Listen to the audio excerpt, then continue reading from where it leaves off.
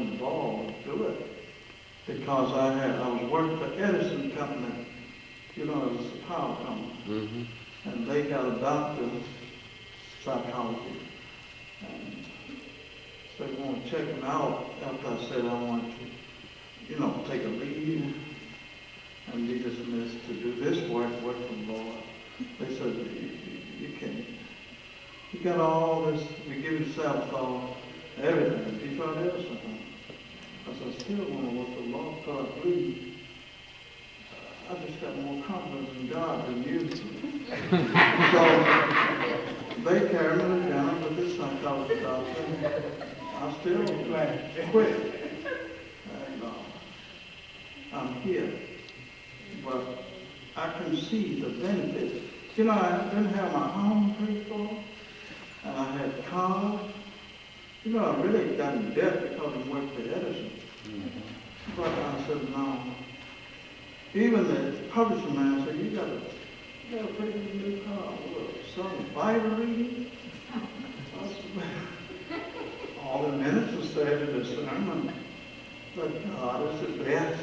Yes, sir. When we preach like penalty, he went from Genesis, I followed from Genesis to Revelation. That's right. I said, but all this is true, I quit my job.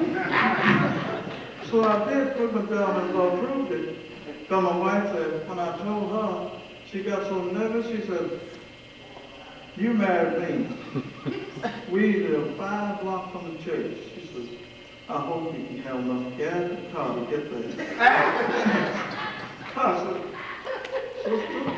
from what all these ministers are telling me, I had heard all kinds of sermons, you know, preached about God is good. I said, when I retire, I'm going to carry you to California for. But she said, what? When you retire, I'm not going to forget it. You know, and I kept that promise. I said, I know I got to work now. So, you know, the first thing I did was dedicate myself to my product, my canvas, and my time. I said, I got to know. It took me 2 years.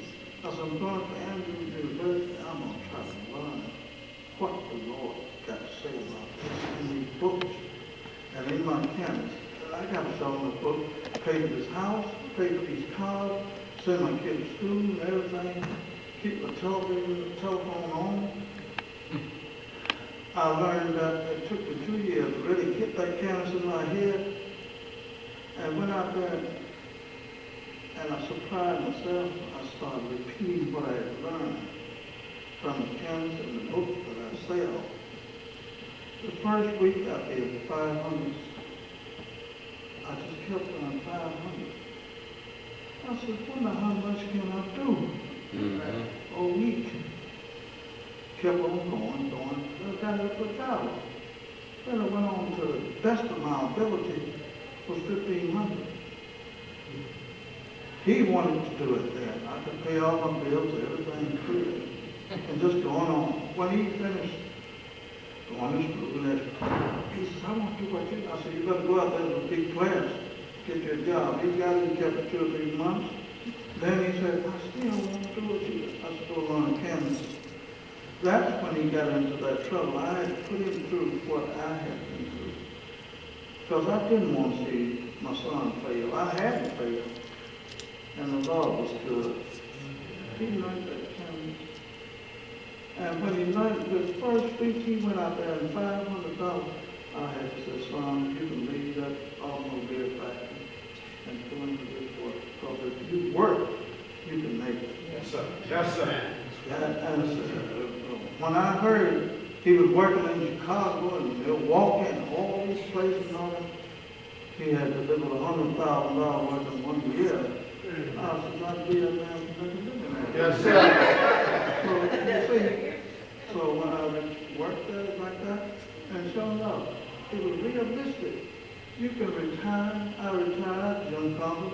I thought the division, the union, or somebody would just turn it down.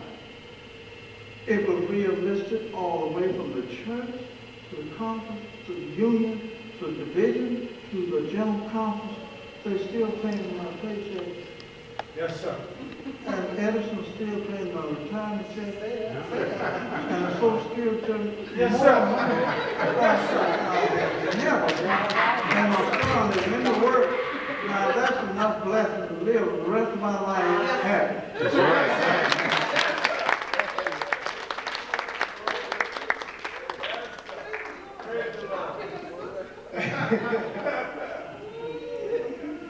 I had my boys, I don't see them here, but I have 4 sons, Michael, Stevie, Richard, and William. And there was a time in Chicago that we were trying to rehab a house, and we needed some money. We didn't want to get a loan. And so we decided, this was winter time. Matter of fact, this is the year Old Barber died. You'll know him, it was 87. Yeah. We had that sub-zero weather that year. Remember that? It was real cold. And my boy said, we're going to go out there. I said, is the man selling drugs out there? Yeah. He ain't freezing. Let's go. So we went out on a Saturday night. It was 5 days before Christmas. And they were like, well, Dad, is church have a social tonight? We want to go to social. I said, yeah.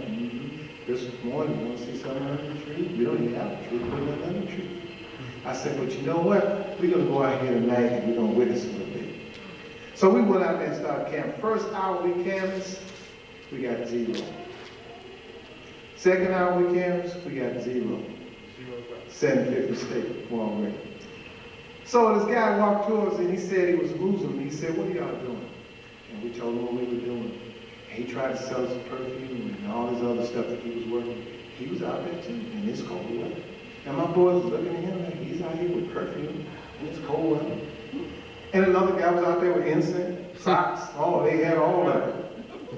He said, little boys out there with candy in this cold weather. So they began to look at each other and say, well, hey, we're not out there ourselves. They were looking at the children in the church.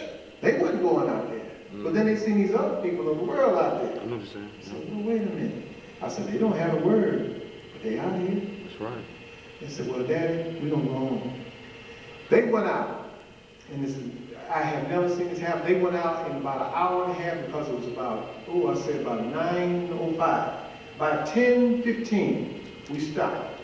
And we counted our money. We had $150 between the 4 boys in that club. And we had the Message magazine, the Bible Life, the Bible Happiness Digest. And then I said, before we go, I want y'all to look at something. Look at the cars of the people who bought the books and see what they're doing. Some of them have them on the dashboard. Some of them sitting there reading. I said, so forget about the money for a minute. Look at that. Let's have prayer again. And what we're going to pray for now, that they read everything that you sold. That's right. That they take it home and give it to somebody else. That's right. That they find something in there that's going to wake them up. I said, that's why you was out there. Some of the people may have been going to get some drugs, going to a prostitute, going here, going there, going to a tavern. But they may read some of that book and they stop tonight. That's when they part. But they got the books in their hands. And they said, did it right? It was worth it. I said, yes, we have the money, but look at that. Look at that. That's the real thing. So then we're going to hear from Sister Bodie. You come up this time, and Brother Bodie. From the Indiana and Chicago that area. Good evening, everyone. Good evening. Indiana, Chicago area. I'm talking this morning, had an experience, several experiences last week. I always like to give relevant and fresh experiences because God's dew is fresh every day. I don't have to live on last year's experience, and I'm so glad about that. Thursday, I was at a store, a Kroger store, in a drug-infested community called Hallville. Set up the display, and God has done something very special for me of late. He's shown me how to put up my display that it just baffles me. Thing looks so good. When I take it down and we leave, it just looks like something's missing at the store. It just looks so good. But that's God, that's not me. I just obey. Well, I have, we fight drugs in the streets, that's what I tell people. People in my community think my husband and I must work for the Drug Enforcement Agency. They don't know what in the world we do. They haven't figured it out yet. We wear uniforms and we go out every day. We leave when it's light and we come back when it's dark.